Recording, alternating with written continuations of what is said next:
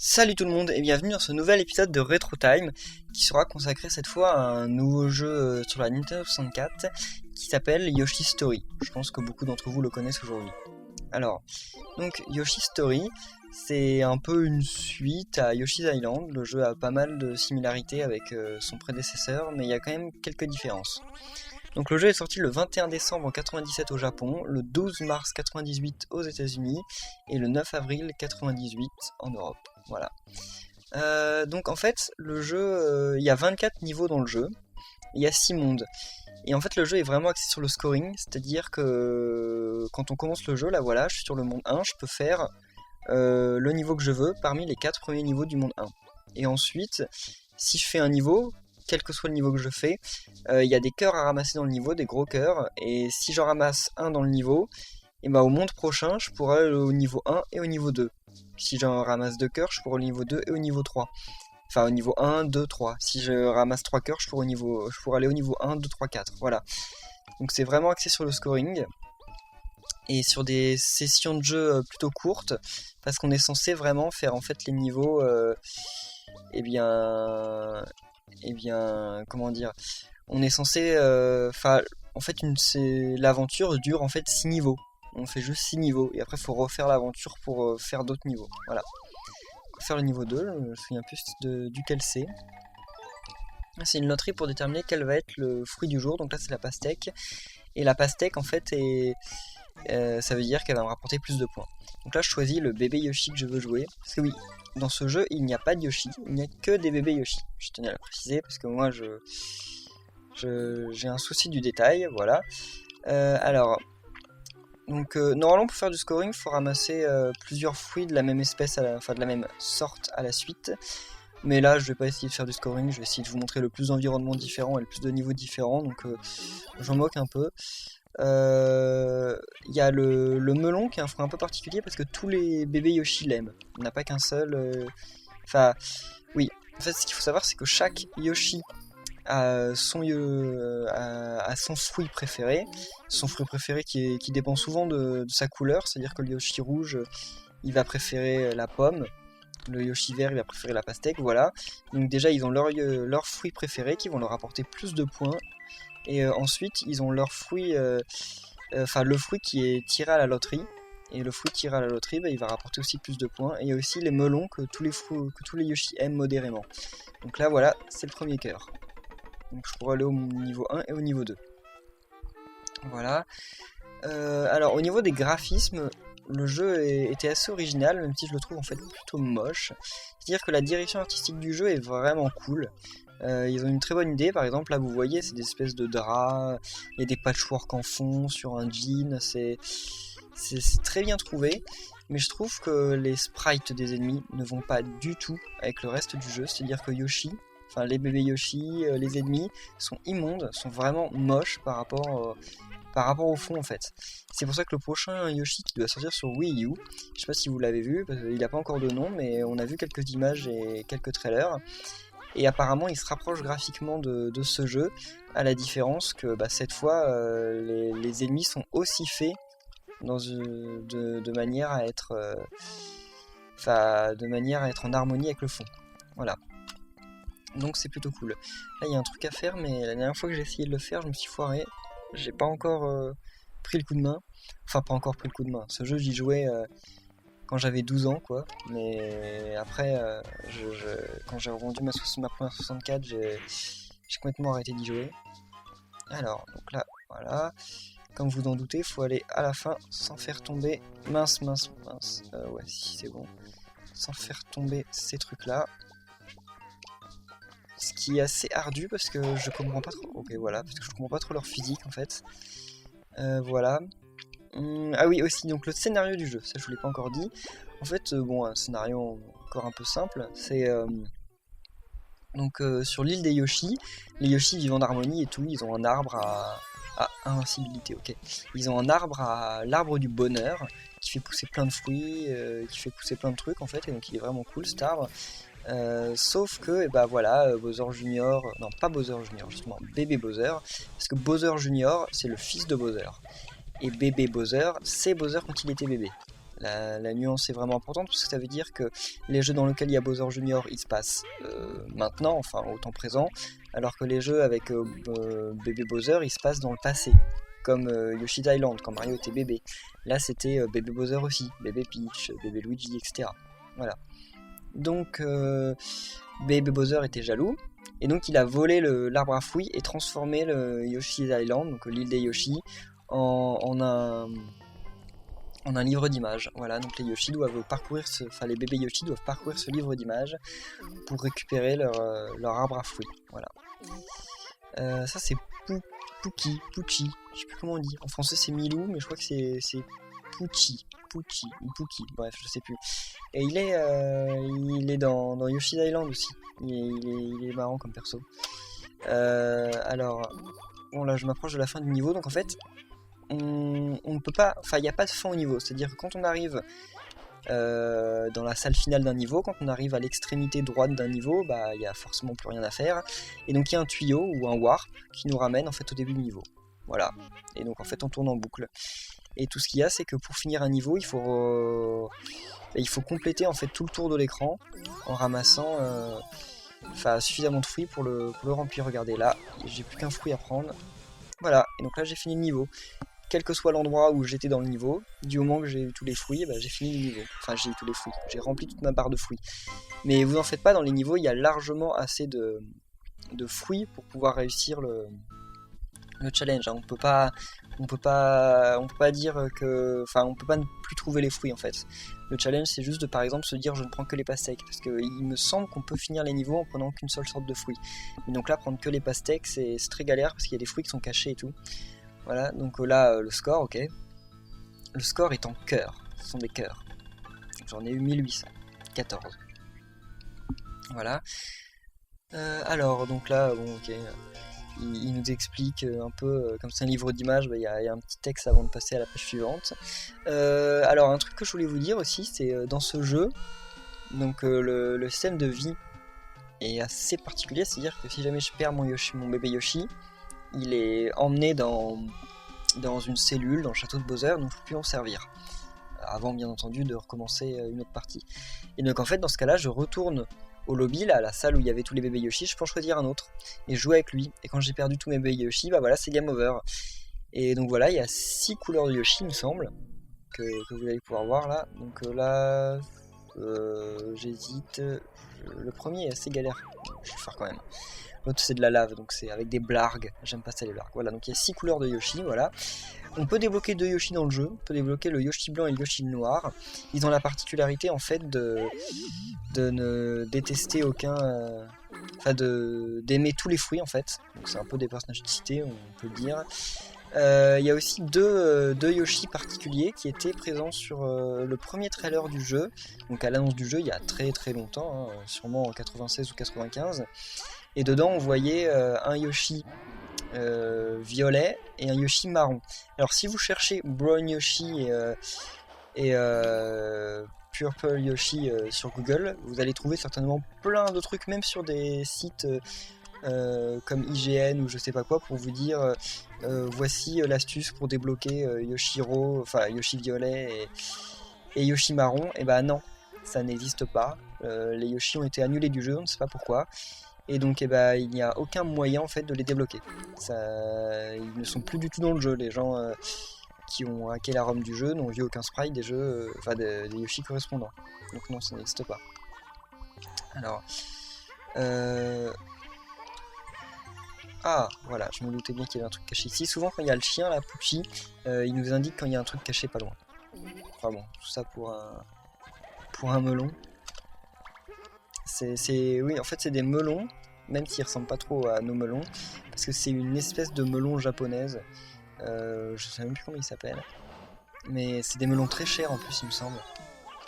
Bon là je prends vraiment tout, hein. Je fais pas du scoring, je veux juste vous montrer, comme je l'ai dit, le plus de niveaux différents en une vingtaine de minutes, parce que bon, de toute façon, par contre j'arriverai pas jusqu'à la fin, c'était obligé. Ça c'est les pièces. Qu'est-ce que c'est laid, n'empêche. Le jeu est vraiment... Enfin voilà, c'est très bizarre. Et en plus, je sais pas si vous avez remarqué, mais la physique des œufs a changé, et elle est nulle. Enfin les œufs maintenant ils ne rebondissent plus.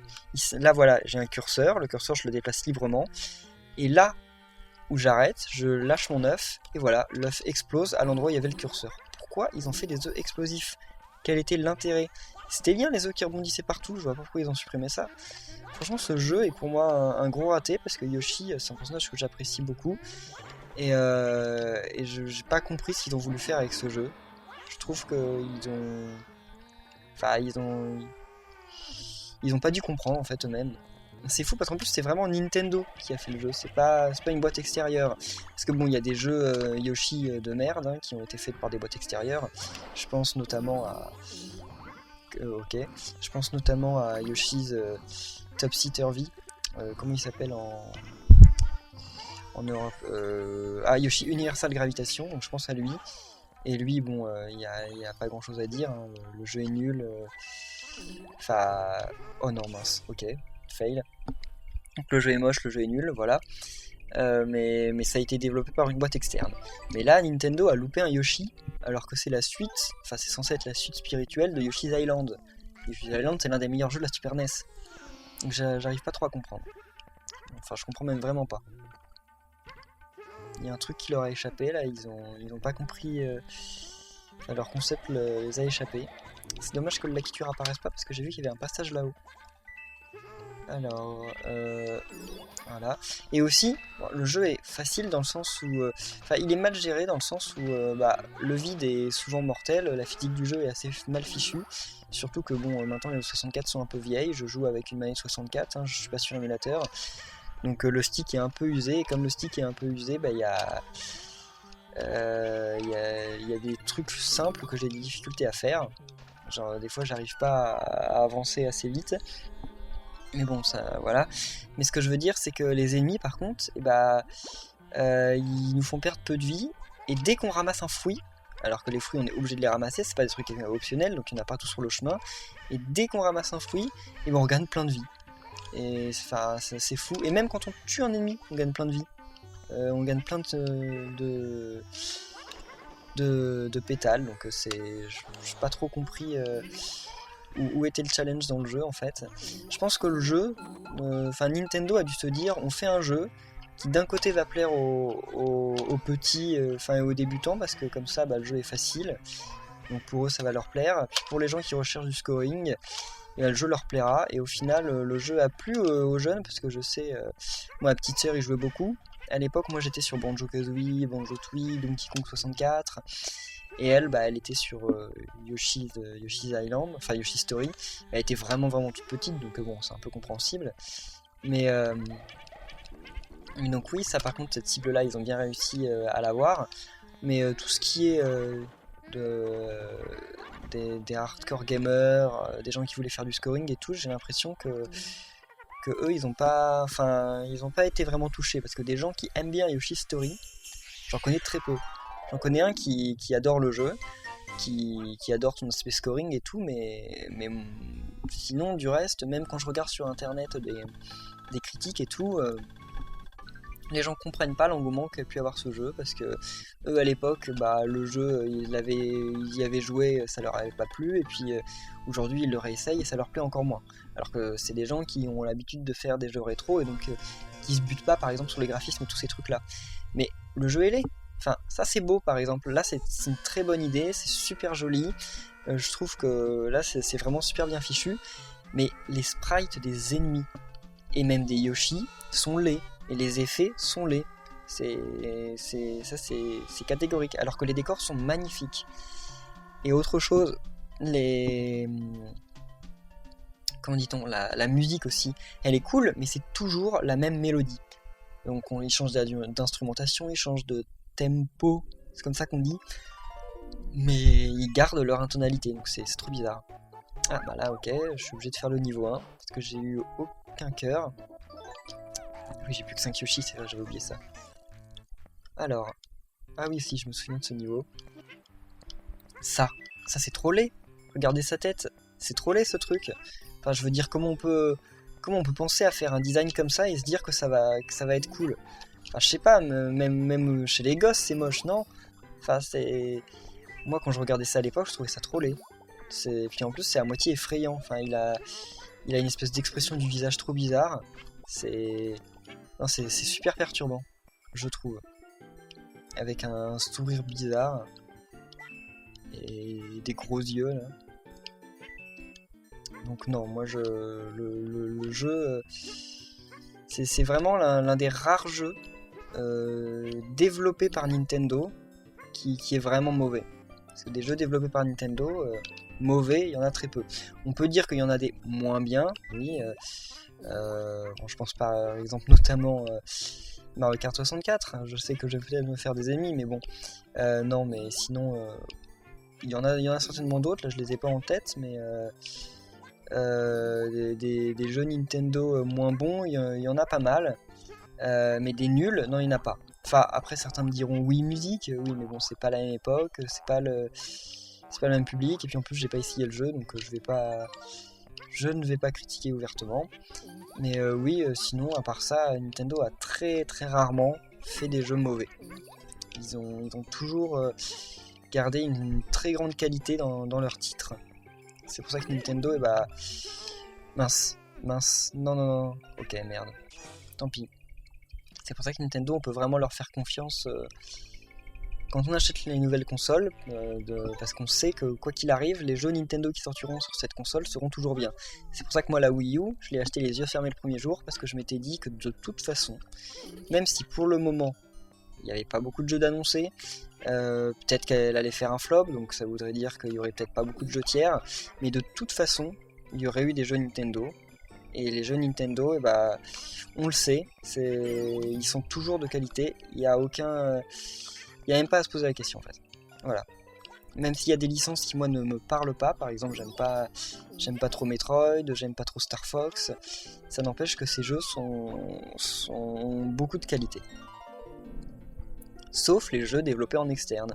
Je pense par exemple Star Fox Adventure, que j'aime pas du tout personnellement, mais non, mais sinon oui, on peut en trouver à l'appel, comme le Yoshi que je vous ai dit là sur Game Boy, mince, ok, donc le Topsy Turvy, il y en a aussi certainement plein d'autres, mais là je les ai pas en tête. Donc voilà. C'est pour ça que là je comprends pas comment ils ont pu faire un Yoshi's comme ça qui soit si mauvais. Je comprends pas comment ils ont pu faire leur compte. Voilà, alors là c'est assez hard parce qu'il faut réussir à tous les avoir pour gagner un truc, je sais plus ce qu'on gagne. Ah si, on gagne plein de melons. Donc ça m'intéresse. Allez-y, allez, revenez. Voilà. Non, mince, ok, je vais les avoir ratés. Je sais pas s'ils repassent parce qu'à partir d'un moment ils viennent plus. Non mais ils viennent plus, ok, c'est normal. Ah si, ils reviennent, ok. Bah ça va parce qu'ils vont me donner 5 fruits, donc comme ils me donnent 5 fruits, j'en aurai juste assez pour aller au boss. Parce que le monde 4, il a un boss. Non, le monde 3. Le monde 4 ou 3, je sais plus. En tout cas, je sais que ce niveau-là a un boss, mais je sais plus quel monde c'est. Voilà. Et là, en plus, le boss dépend du niveau que j'ai choisi. Et là, comme j'avais pas le choix, j'ai choisi le premier niveau. Et il y a le boss, mais qu'est-ce qu'ils ont pensé? C'est le boss le plus facile du jeu. C'est un boss, on doit le manger. Et quand on le mange, on gagne des vies. Donc c'est impossible de perdre. Voilà. C'est Cloud and Candy. Cloud and Candy. C'est un nuage fait de bonbons. Voilà, donc voilà. Bon, je me suis fait toucher, mais Osef, vu que de toute façon, je regagne des vies. Et voilà. Vous ne rêvez pas, le combat contre le boss est déjà terminé. Je comprends pas, parce qu'en plus, les 3 autres boss sont assez sympas. Il y en a un, je crois qu'il a un gros nombril, je sais plus comment on fait pour le battre. On doit peut-être lui envoyer des œufs sur son nombril, tout simplement. Il y en a un, par contre, Inviso, qui sera invisible, et il est vraiment bien. Et il y en a un autre, c'est un nuage. Cloudjin, c'est ça, Cloudjin. Et je sais plus ce qu'il fait, mais c'est dans le niveau de la neige, je crois. Mais lui, il est sympa aussi. Je crois qu'il faut lui envoyer sur le ventre, un truc comme ça. Voilà. Ok, je vais peut-être vous montrer un dernier niveau et après je vais vous laisser. Parce qu'en plus, ouais, donc c'était le monde 3. Voilà. Ok. Page. Ils écrivent page à l'anglaise. Page. Ok. Alors. Ok. Un petit texte très intéressant. Et donc voilà, mais là aussi c'est vachement beau ce qu'il y a derrière, je trouve. Il y a de l'idée, il y a vraiment de l'idée. Ils avaient un potentiel pour faire un jeu très beau, mais ça a été un peu gâché. par les sprites. Mais à mon avis, ça doit être parce que la 64, bah, quoi qu'on en dise, moi je l'aime bien, mais bon, c'est pas non plus la console la plus performante au monde, quoi. Voilà. Donc là, ce niveau, c'est une espèce de jungle bizarre, ouais, voilà. Alors, là, il y a un cœur. Je sais pas comment on fait pour l'avoir. Oh mon dieu, si je m'en souviens de ce niveau. Et là, par contre, vous regardez en fond. On a l'impression que c'est par exemple une mosaïque sur le bord d'une salle de bain. Et c'est assumé, c'est cool. Moi, je critique pas, je trouve que c'est vachement beau. Enfin, vachement beau. C'est pas non plus magnifique, mais il y avait de l'idée. Ça a été assumé. Mais par contre, pourquoi Yoshi est si mal fait? Pourquoi les persos sont aussi stylés? Ça, c'est incompréhensible. Donc, vraiment dommage, vraiment dommage. Un magnifique jeu gâché par ses graphismes nuls, enfin, par ses graphismes nuls, par ses sprites moches. Puis aussi, pas que ça, hein, la physique du jeu. Pourquoi ils ont changé la physique des œufs? C'est trop bizarre. Ils avaient un Yoshi's Island adulé par la critique qui avait une physique bah, pas merveilleuse, mais cool quand même. Et ils l'ont changé. Alors pourquoi? Ça, je pense qu'on ne le saura jamais. C'était un peu. Ils ont. Je sais pas ce qui leur a traversé l'esprit, mais en tout cas, c'était certainement pas une bonne idée. Voilà. Donc c'est fini pour ce Retro Time. On se retrouve comme d'habitude la semaine prochaine pour un nouvel épisode, pour un nouveau jeu. Voilà. Donc merci à tous et à la prochaine. Salut!